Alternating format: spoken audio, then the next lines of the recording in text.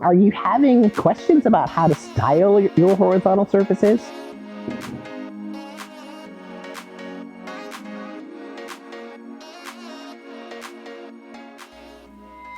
Hey there, it's Roma, your stylish roommate, and the moment you all have been asking for is finally here. We are gonna do a styling video. So we are gonna work on styling horizontal surfaces today. And so we're gonna style a coffee table and maybe 2 other console pieces today. And what I've done is I've run around the house and gathered up a lot of different things I have around the house. This, of course, is not everything, but it is a lot of things just to give us some options of things to sort of play with. And what I thought I would do is talk about methods of styling and how I style things, and just to give you some ideas of how to style your horizontal surfaces with style, like you're a stylish roommate. So let's take some time and see how it goes. So a coffee table is about 6 feet or so, and I'm about the same height, same size as my coffee table. 225-ish pounds, and it's not going anywhere. So we'll be able to style a lot of different things on these surfaces today. I went around the house and gathered up some things just to see what I could use around the house to style with. I would suggest you do that also. You don't have to buy new things, coming from the person that did buy some new things, but none of this is any of those new things. These are things that I've had for a while. I've collected them throughout the years. Some of the things are new. Some of them are things I've collected at art conventions or Home Goods or Pottery Barn and Crate and Barrel and stores like that. There's also some yard sale things in there. There's also some thrift store items in there. So there are a lot of different things that I've collected over time and just didn't know it was this much. And this is, of course, not everything. I'm almost sort of like surprised at the collection of things I do have, but it's kind of nice to have this assortment of things to work with to give you an idea of some things that you can use. So what I do is I think of the table or the surface that I am going to decorate in thirds. So I look at the surface and I do one section and 1/3, one section and another third, one section and another third.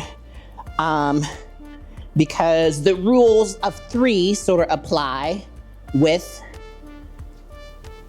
horizontal surfaces. And I would say rules of 3 or rules of odd numbers. Not necessarily 3, but you can do 1, 3, 5, 7, because for some reason, when you're looking at a horizontal surface versus looking at something that's vertical, your eyes like looking at uneven numbers to give your brain something to travel across and see. And so this is for my minimal girlies who don't really like a whole lot of clutter and spaces, and you still want to be able to see over the coffee table and talk to your company across each other. This kind of looks like maybe I phoned it in, but it is a style, it is a look, it's very minimal. It is definitely one of the things that you can do. The other thing I like about something like this is when you have multiples of things grouped together, it looks expensive. And so grouping multiple pieces together that aren't exactly the same gives you an elevated feeling about those pieces, like they're a little more curated.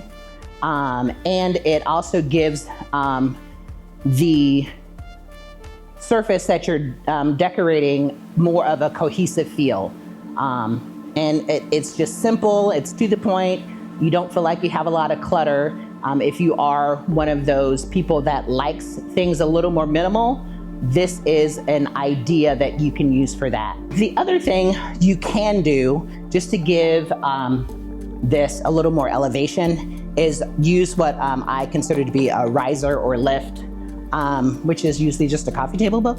So you just take a coffee table book and you would put the vessel on top of this just to give it a little more height. I have books in all different sort of neutral tones. I do have some colors. I do have some duplicates of books too. So it just depends on the style. I like to use them where they're a little more neutral, because then you don't have any sort of colors. If you're trying to be a little more minimal, this will help. The other trick I use too is most of the books that you have do come with a cover on them. So I take the covers off just so that you just have the book itself, which I kind of like. It makes it feel a little more luxurious, especially to the touch. Also, the book underneath is usually a different tone or color than the cover itself. And that will sort of help you keep it to more of a minimal type of feel if that's what you're going for. So I'm going to take the books over there and restyle the coffee table, and then you can take a peek at that. All right, so I'm gonna take these over and start styling, and then we'll pop it back up and show you what it looks like. So I'm just gonna take this over. This is a larger coffee table book that I'm gonna place in the center. And what I try to do is do the largest portion of the styling in the center, and then work out to the sides or top to bottom. And I try and put everything down and then step out and then straighten it up or even it out or whatever to get a better look at it, because sometimes it's hard to see what it looks like when you're up close to it. So the other benefit of this is I have two of these books because I bought one and then someone gave me one of these books as a gift, and I didn't want to get rid of it. I liked it. It's Louis Vuitton, which is something I kind of like. I have a bag or two and a piece of ready to wear. So it comes in handy for things like this when you're styling. And I want something minimum, but I still want it to look and feel balanced.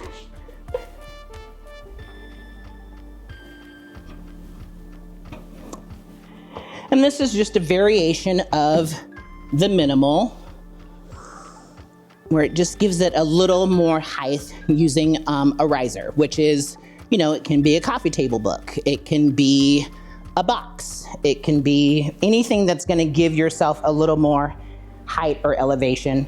And this just also adds another layer and another texture and something else visual to sort of look at. And again, I would think that this is also minimalist. And so it just gives you another level of that. So this concludes the minimalist design. When you're minimalist, it doesn't take that long because you're not really doing a whole lot. You're trying to still make it look elevated, make it simple, clean. And so this is what I came up with for this design. And we're gonna do something that's a little more contemporary. I'll have a little more things and show you how to divide your table up a little more so that it shows a little more of the pieces that you've collected, but still not quite maximalist, if that makes sense. So this is one of my favorite pieces I think I kind of created.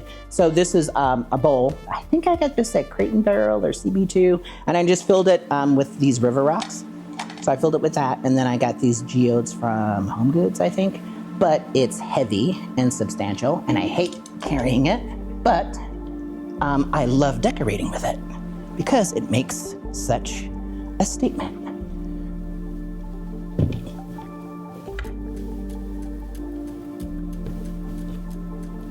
So I'm gonna start with this large piece in the middle, and then I'm just gonna freestyle. This is things I haven't really practiced, but I thought I would just see how it would all come together.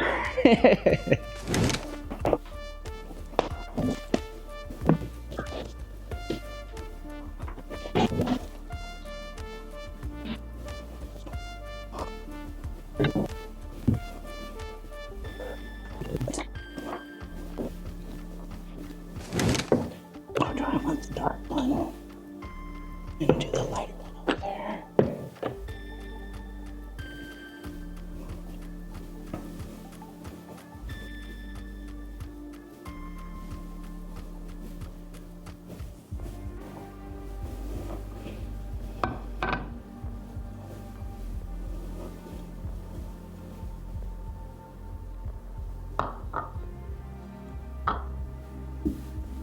Oh, that fireplace has made me hot. So I think that's enough for now. And then I'll do another style. I think this one's a little more contemporary. I did add a few more pieces, but I can show you what I was talking about with the rule of thirds. So I divided the table in thirds this way, vertically. So I have 3 sections vertically on each side. I have also done horizontally. So there's a section of 3 here, section of 3 in the middle, the third on the bottom, if that makes sense. And I just tried to fill those sections of 3 and leaving some open space so it feels like your eyes have a place to rest.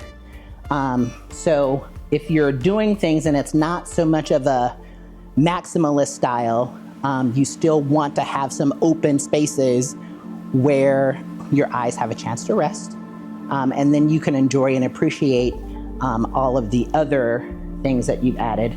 And I do say it's not so much matchy-matchy, but it is balanced, where I have a similar grouping of items on one end, and then the opposite diagonal corner, third, it's a similar group of items, just in a different tone or different color.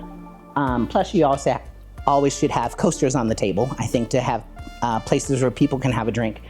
These are actually candle vessels, so I like to have a candle in places where, you know, you're just warming those up and having that. So yeah, I think that this is a little more contemporary. There are a little more things, but still restrained. You kind of held yourself back. And then we'll do the maximalist.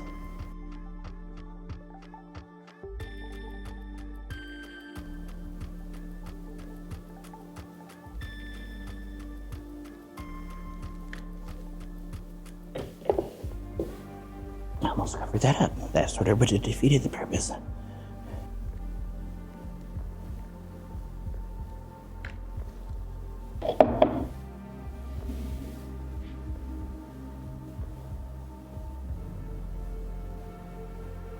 So now we're gonna do something that might be a little more maximalist, where you're just sort of like, you like all of your things and you want everybody else to see that you like all of your things.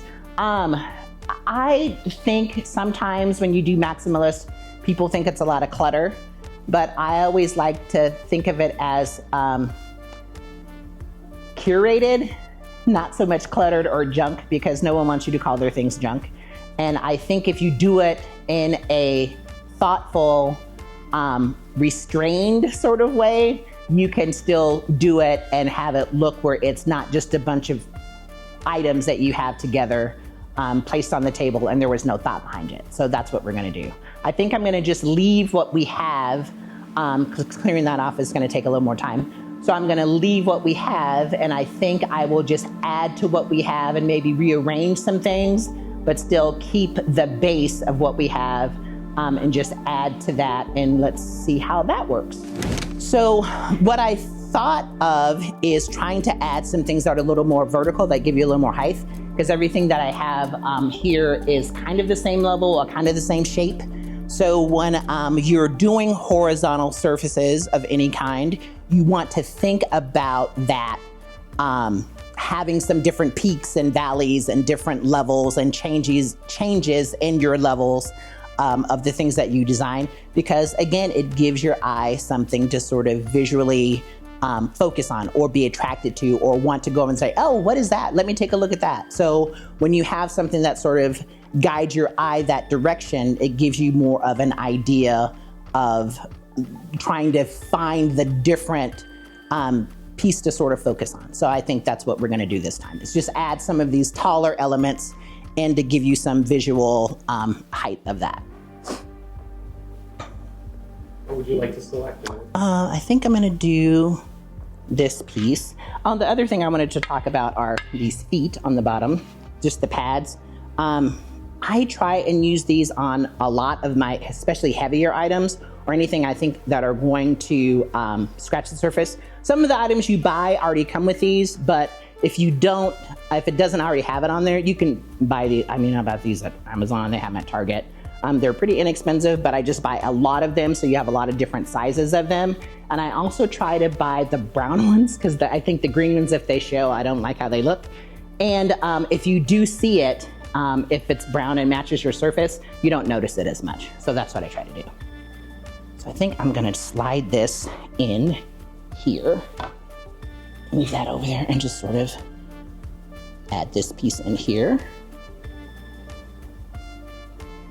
And probably do the same on the other side, but with this vessel, which I don't have anything on the bottom because it was on a different table, but that's fine. For what we're doing today, it doesn't matter. So I'm gonna do the same thing here. Just move this over so it looks balanced. And maybe turn the handle out. Now you could also add some greenery in these, which I don't have, but I don't always style with those kind of things. If I was taking more pictures for a website, or if I was taking pictures to help someone stage and sell their house, I would put a little more greenery in there. But if it's just every day and you're hosting and that sort of thing, I try not to have greenery in things because I think it blocks the visual of you being able to talk and have a conversation. So just during any sort of everyday sort of casual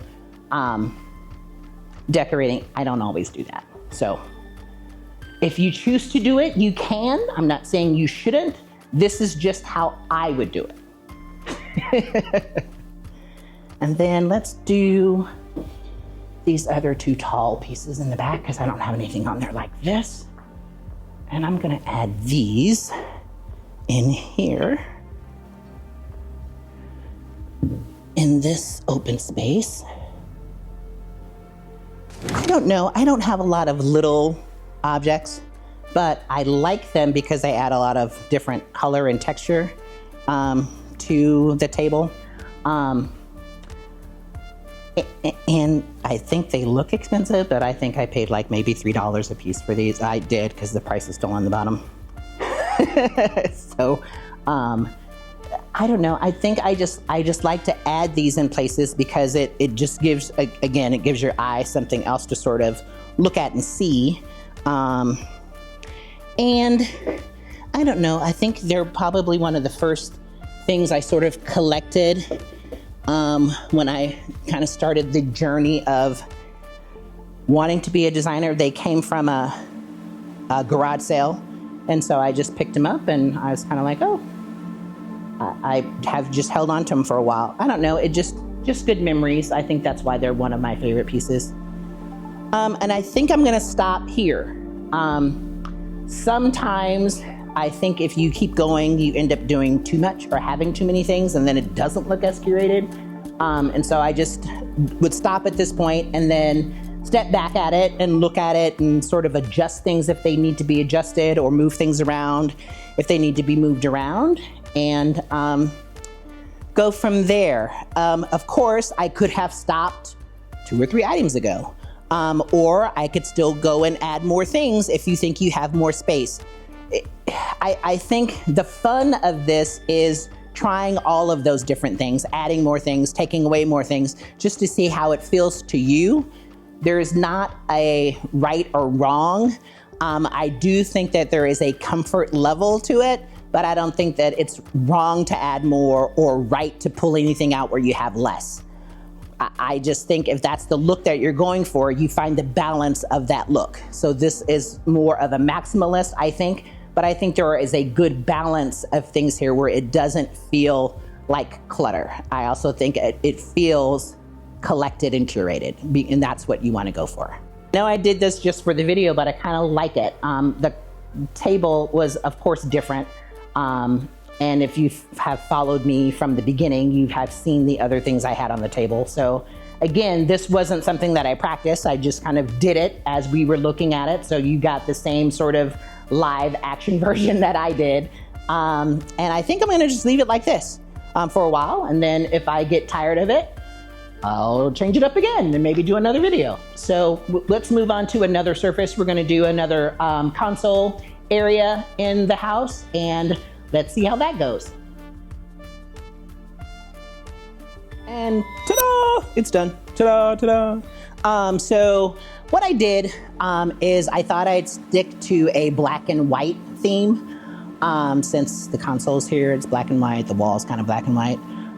So I wanted to style with these since I brought them out. These are usually in my office, but I brought them here to just anchor the sides of the console. And then I wanted to keep it kind of minimal because these are so large.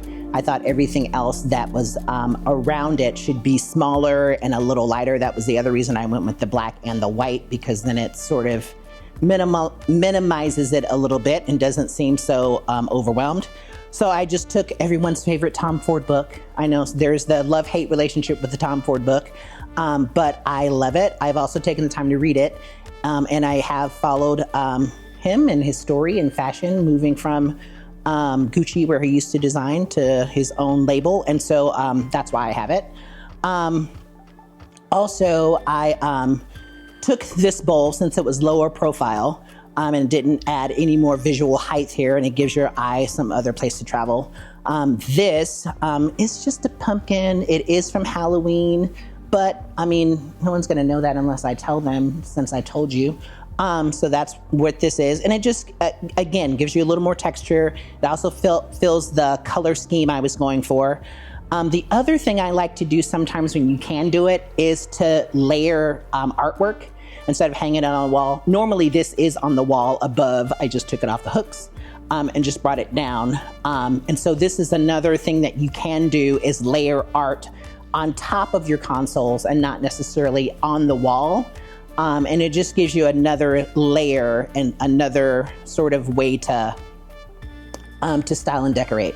Now, of course, ideally, this would be better layering the art if there is no light switch behind it, but this is just to give you an idea. I know there's a light switch back there and you can't use the light switch if the picture's laying against it. You wouldn't do it that way if you had to access the light switch. I'm just showing you a different way to sort of do it.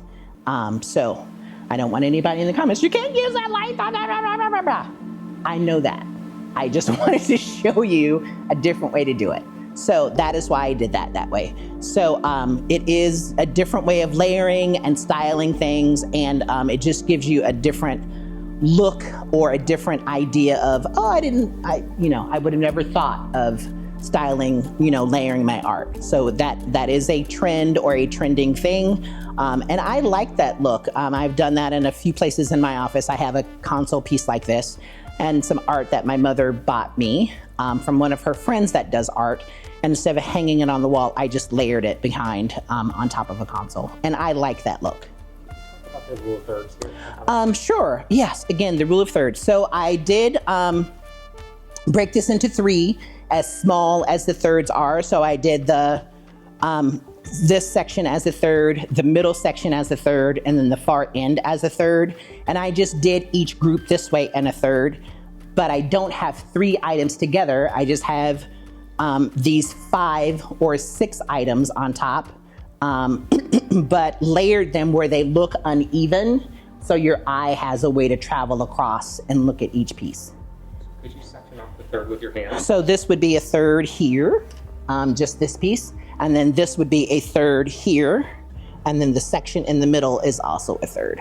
So this concludes today's video. I hope you took the time to take notes, and I hope you learned something from this.